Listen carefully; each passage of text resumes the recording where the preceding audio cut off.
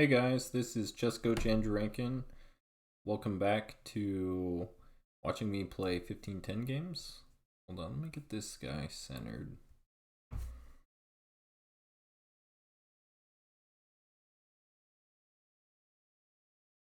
Make this guy a little bit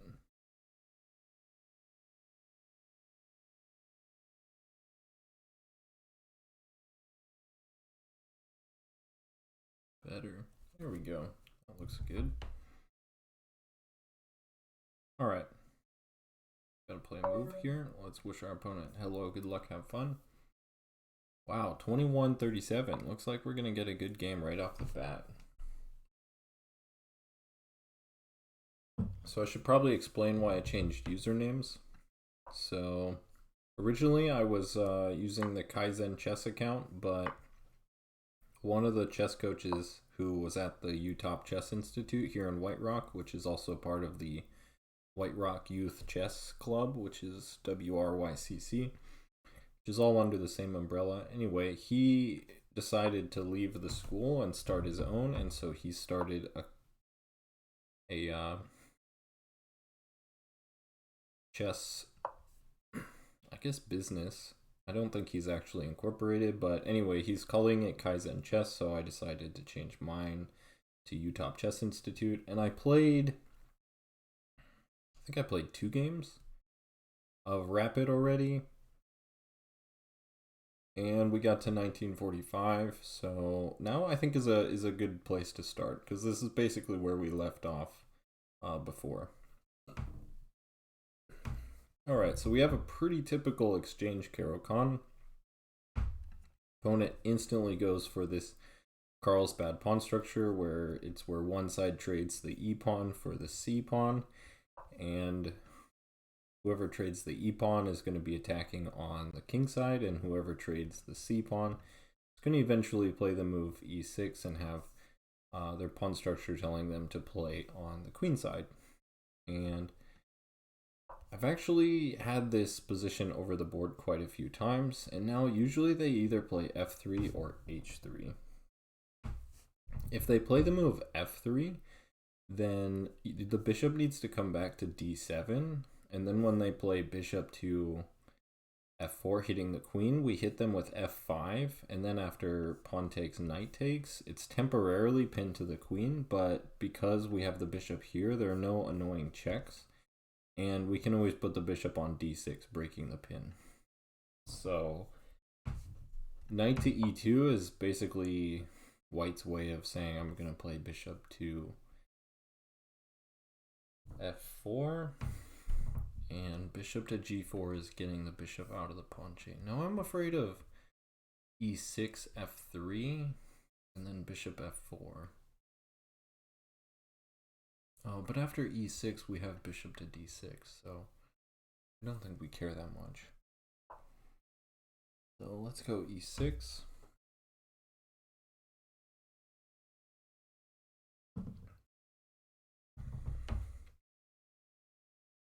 Our opponent's name is Board 5. It's interesting.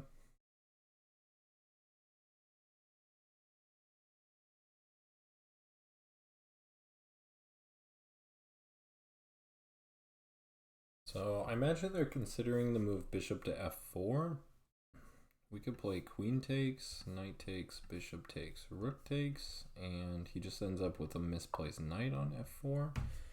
Or we could play bishop takes, bishop takes, bishop takes, rook takes. I don't know about that. We could also just go bishop D6, but that kind of just helps him. So I'm kind of leaning towards queen takes F4, knight takes F4, bishop takes queen, rook takes queen, and then we just develop normally. The knight's a little bit misplaced here on F4. We end up trading off our light square bishop for his dark square bishop, but we have a nice light square pawn complex, and the queens come off the board. I like it. So queen takes.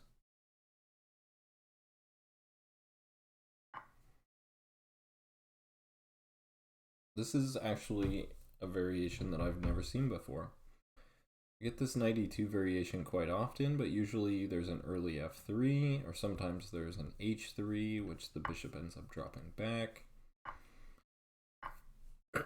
And now we get bishop to d6 with tempo.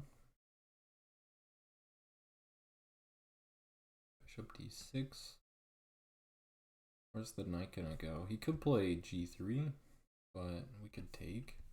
Then he has f5, so I think bishop here and the knight here. I like the knight guarding the f5 square, because I don't really want him to ever be able to push f4, f5.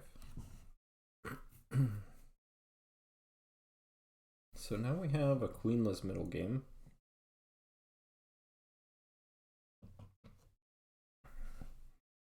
We always have an opportunity for a minority attack.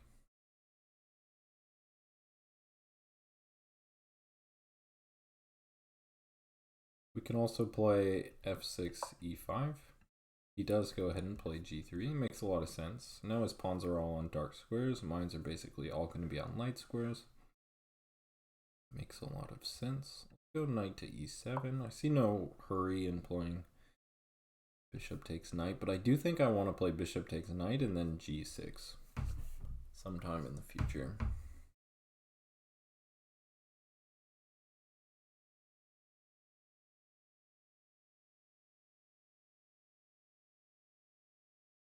Maybe a6, d6, and then we can always take here.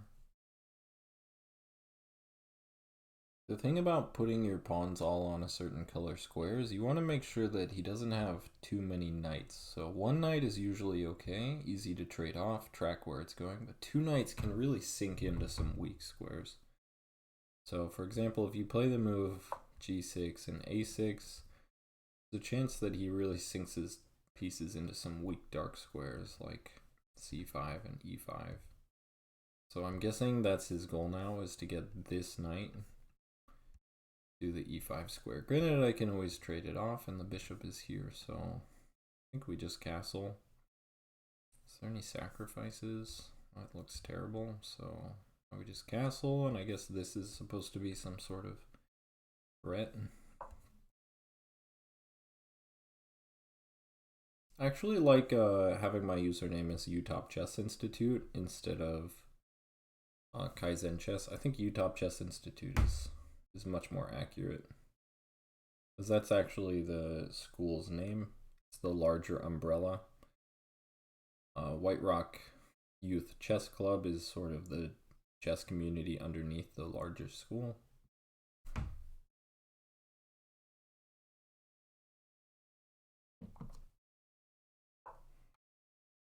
Yeah, so this knight is going to come here and then here. But what do you really accomplish with that? I guess after knight takes. I don't know, we could go rook c8 or rook b8, b5, b4.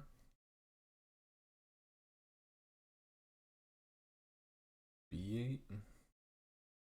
I don't want to play a6 because after b5, b4, then the a pawn is now a target. So I'm thinking just rook a to b8 and then b5, b4. Just a pretty typical minority attack. So then this rook can stay on the c file. Yeah, let's do that. This game is very drawish, so I'm not exactly sure where our winning chances are going to come from. But I also feel like because he's 150, 160 points higher, he's going to try and force some sort of imbalance.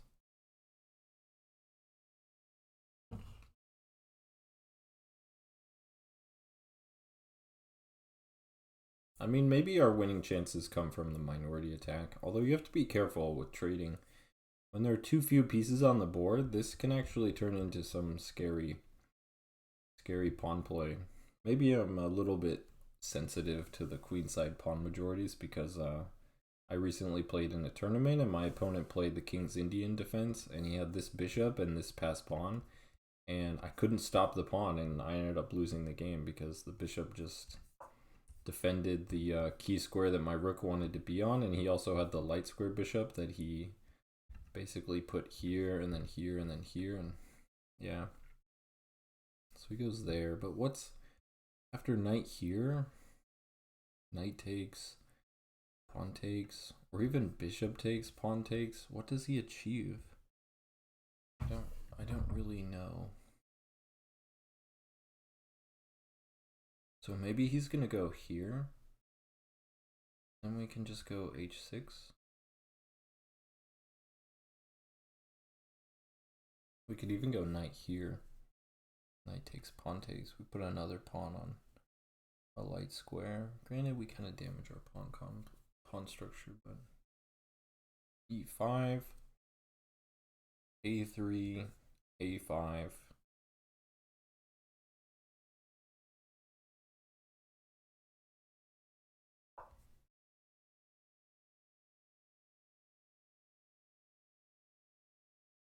So knight g5, just h6. We create luft for our king in like the long-term future when this bishop is no longer here. But most importantly, I think we just kick the knight back. And what does he really achieve there? We could also play g6, which was kind of our plan. But then these squares become pretty weak. Granted, he doesn't have this. And how does this knight ever get to these squares? You have to get here, and I don't see a knight getting to g4 anytime soon. You'd have to play like h4, knight h2, knight g4, and then here. And I think that would be pretty easy to stop. Just move the knight, and then drop the bishop back to e7 and guard this square. We'll see though. Let's move h6 or g6. I like h6 because it creates this really nice pawn structure. It's called a bathtub sometimes. You have e6, f7, g7, and h6. Go to the bathtub, covers all these key squares in front of your king.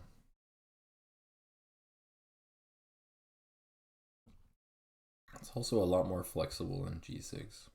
g6 creates a lot of dark square weaknesses. So we'll probably play h6.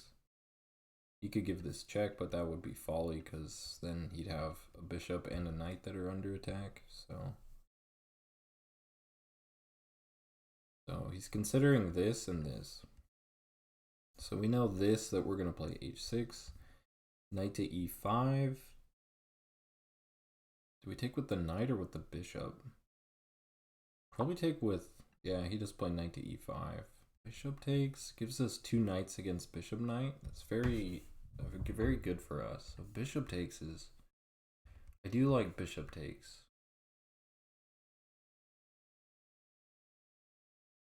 Because the knight stays here, which allows the minority attack. Also, like, what's the bishop doing after pawn takes? I guess he goes here. Ooh, though. Knight takes, pawn takes, bishop here. I mean, this is potentially quite nice, but then he always has like b4, bishop here, but then this pawn becomes really weak. Knight takes or bishop takes? Really, really key question here. I kind of like knight takes, pawn takes, bishop here, because it always gives us the opportunity of going into an opposite colored bishop endgame, which gives us plenty of drawing chances. And he's got so many pawns on dark squares. If we can start to create weaknesses, I mean, that might end up being good for us. But at the same time, if bishop takes, pawn takes, this pawn is going to be weak.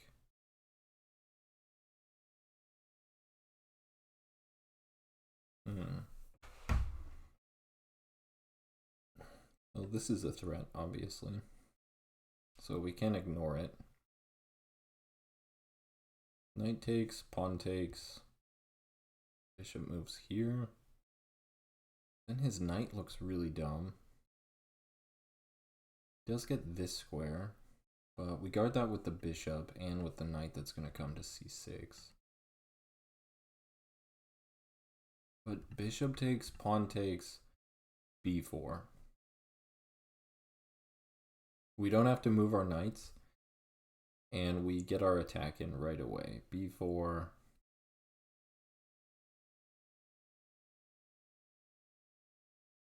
Rook here, maybe. Pawn takes. Rook takes. But then I get knight here, hitting the bishop and the pawn. Also, I have this. Yeah, let's take with the bishop. And then play b4.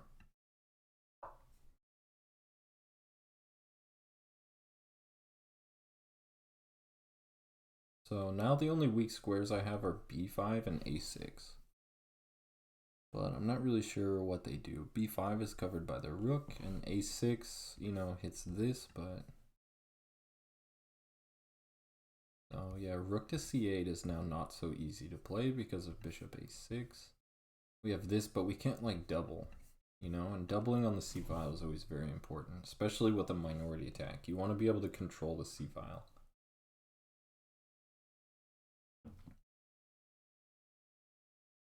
Good push here. But pawn takes, bishop takes, knight moves here. Could even kick this knight out and stick a knight into, oops, stick a knight into d5.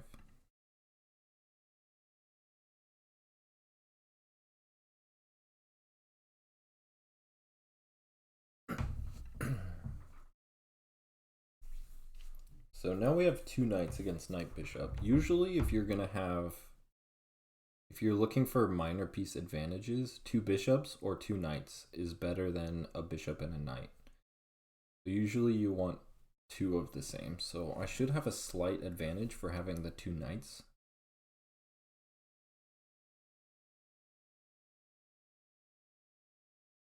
Granted, my e7 knight probably needs to get rerouted.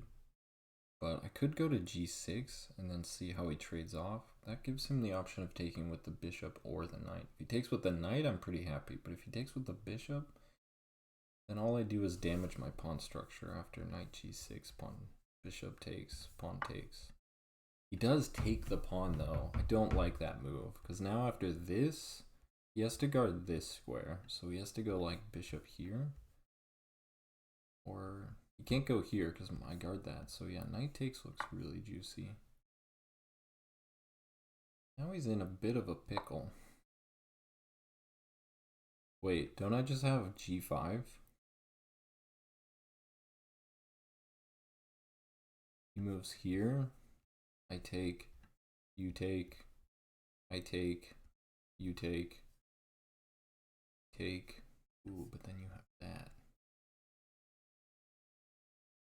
e5. You move here.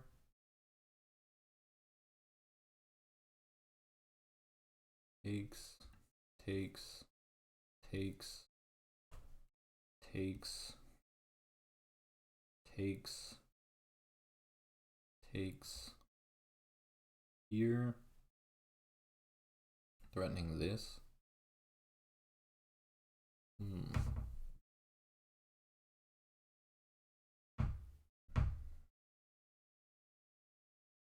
b3. Wow. So g5 just looks pretty juicy. He has to play a3. And then I take his knight. We make some Luft, which was the point, because now the king can go to g7. And then I take this pawn, he takes back. No, he takes my knight. Then I take the pawn. Then he takes back, then I take that. I win a pawn at the end, because I win this pawn. And this pawn, and I only lose this pawn. But the problem is his rook gets to a7. I don't like that. But I do get this nice tempo winning move, which prevents this rook from moving. So let's go for that. Let's play g5.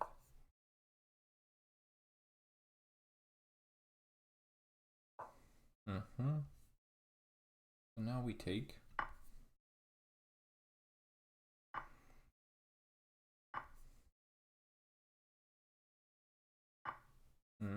He takes towards the center. That makes sense. I could go here. No, let's take. Ooh, and then when he takes that, I can take this. And if he takes my knight, I take his bishop. And he has 3 pawns and I have 4. So let's take here. He takes, and then I go here, I think. Hitting his rook. And I don't have this. So we take here. Maybe he goes here, and then we take this. So that when he takes this, we take this, and I like my knight though. Let's go here and then here. That way we win the pawn.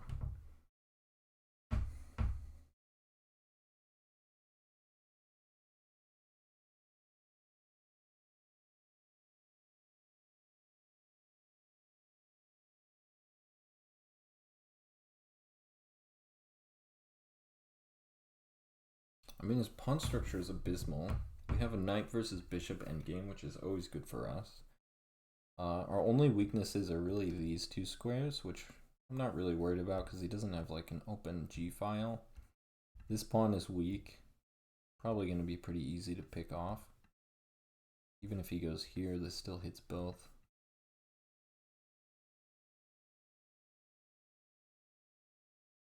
So rook here, yeah. Now here, and then rook here, I guess, but then we just still take. Right here. Oh, we also have this threat. So juicy. So juicy. Check.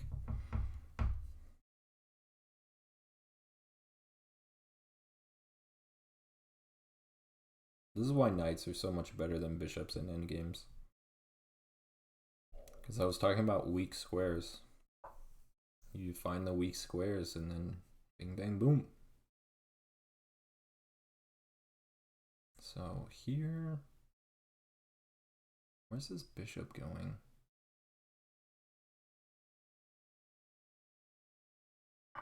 Let's keep our, I don't want to take with the knight because then he can like go rook here and pin it, which is kind of annoying.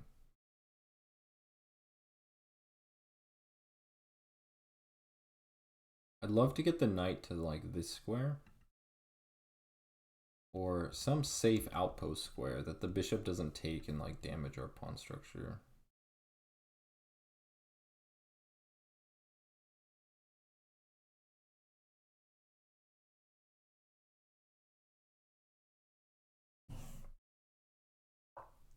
So he goes there. Okay.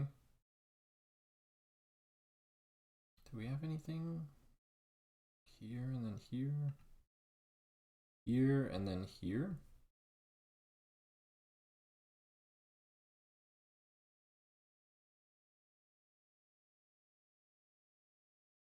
Here, if he takes, we just take with the rook and we're happy as a clam. He doesn't have this because our rook defends, so it's here. Where's he gonna move his rook?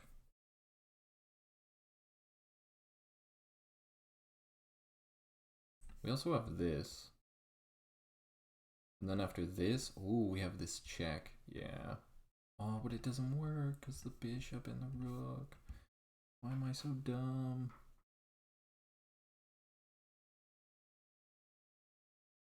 What about this? No, because bishop takes. Here. Do we have to move the knight? I don't see any reason why we have to move the knight. Could just go like here and then here.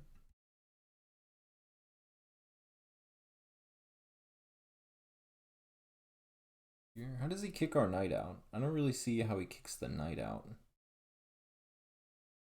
And he doesn't have this because then the knight will take. So rook to a8 looks pretty nice. Just going to a3, he can give a check, but then we just play king here. Not really worried about that. So yeah, let's go rook to a8. Then up. The knight is actually like super strong on d4. I don't know why I wanted to move it before.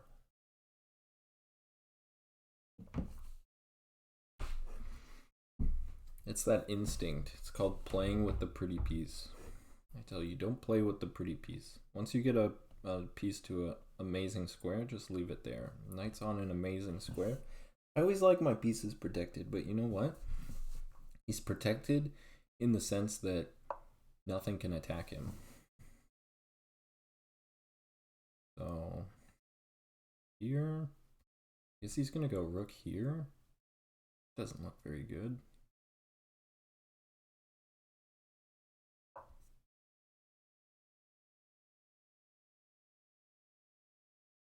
We can always slide over to a dark square so that his bishop can not do any bishop shenanigans.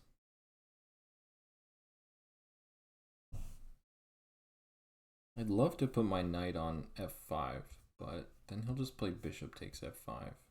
That sucks.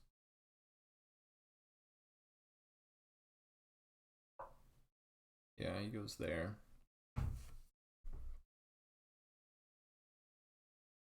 But now this is kind of a pin.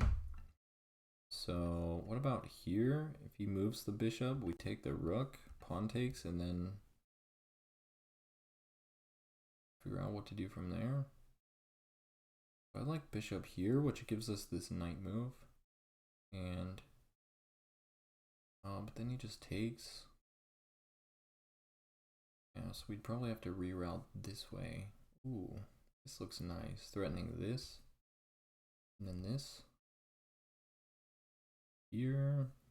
He moves the bishop, he loses the exchange. He loses a pawn here, so yeah, knight c6 just threatens to take here. Or even push and then take. Yeah, I mean, if we take, rook takes, then rook takes. Rook takes, rook takes, and we're just up a rook. We're up 2 pawns in a rook and king endgame. So now if he pushes this pawn, then we have this, putting pressure on the pinned rook. Yeah, because this pawn is defending the rook. So knight b4 and knight takes e5 and d4 are all threats. I like it.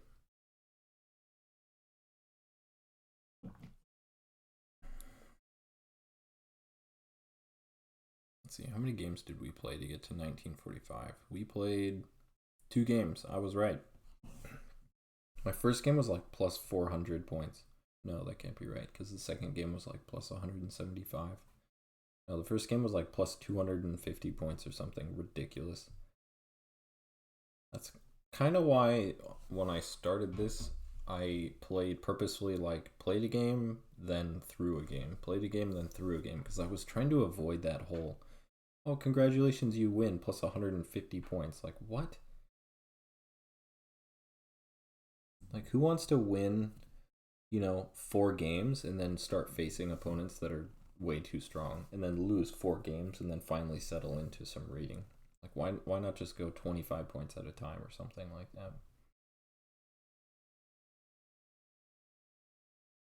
Because even if, like me, if you're 2300, you'd still lose to someone who's like 2000.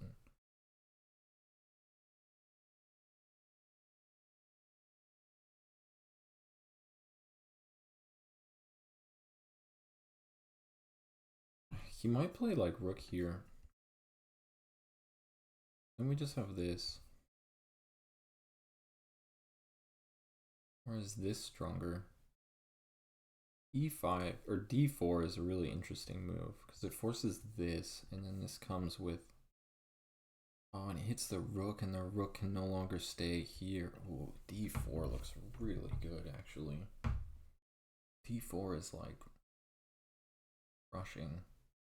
So maybe he has to just abandon the bishop. Here, takes, pawn takes, and then just knight takes.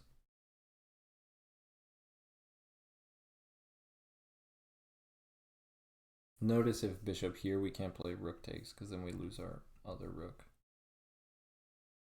But, I mean, he ends up with awful pawns, or he just resigns. Wow, let's wish him a good game. Well played. Really interesting game. So now let's do a quick analysis and we'll wrap up this video. So this is -3. Yeah, wow, rook c1, top move. That's interesting. Okay, but let's start from the beginning. So we have Caro Kann, exchange variation, c3, now bishop c, or queen to c7. And he goes knight to e2. Now I'll show you guys the variations that I've faced over the board quite a bit. I've faced f3, and now bishop d7 is the top move, because after this you play e5, pawn takes, knight takes, and yeah, things get really crazy from here, but there's a lot of dark square weaknesses. The king is never really that safe, and black's actually gets a monstrous attack. Gets like really easy play. So that's why the knight comes here, because he wants to try and attack the dark square bishops. That's going to come to d6. So then you can play a move like e6. But our opponent didn't go into this. Instead, he just castled. We play e6. Bishop here. And okay, queen takes is the top move. That's good to know. Queen takes, knight takes, bishop takes, rook takes. And now we want a tempo on the knight. e3. Oh, it wants to take. I thought about that. Take and then play knight to e7, I bet. Take, pawn takes, knight e7. Is that right? Knight e7. Stopping. Ooh, this knight to e7. What is that? To then go here and then here? Huh. Interesting. Good to know, though. Good to know. Alright. How could knight g to e7 be a inaccuracy? I mean, its position's just solid. But rook there. Oh, it wants him to go back and like reroute. That makes sense. And then play f4, f5. Oh yeah, because the knight guards f5. That makes a lot of sense. Which is why it wants you to get rid of that knight right away. Okay, so basically the computer is like yelling at me to take the knight. Every time we don't, it's yelling at me more.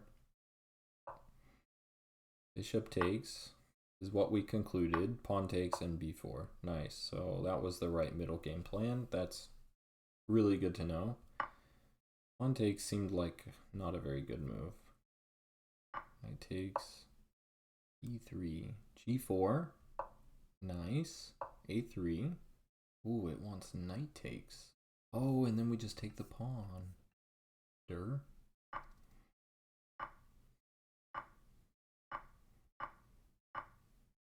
Oh well, we get knight versus bishop endgame. Not too difficult to play. Rook takes. Moves there. Rook a8, top move. Nice. Calculating. It's going well. And now knight to c6. But for some reason we went from -6 playing the top move to -3. Does that make any sense? So this position is -6.4. We play the top engine move, and now it's -3.4. Okay. Well, I enjoyed that. I thought that was a great game, and hope you guys did too. So take care. Bye.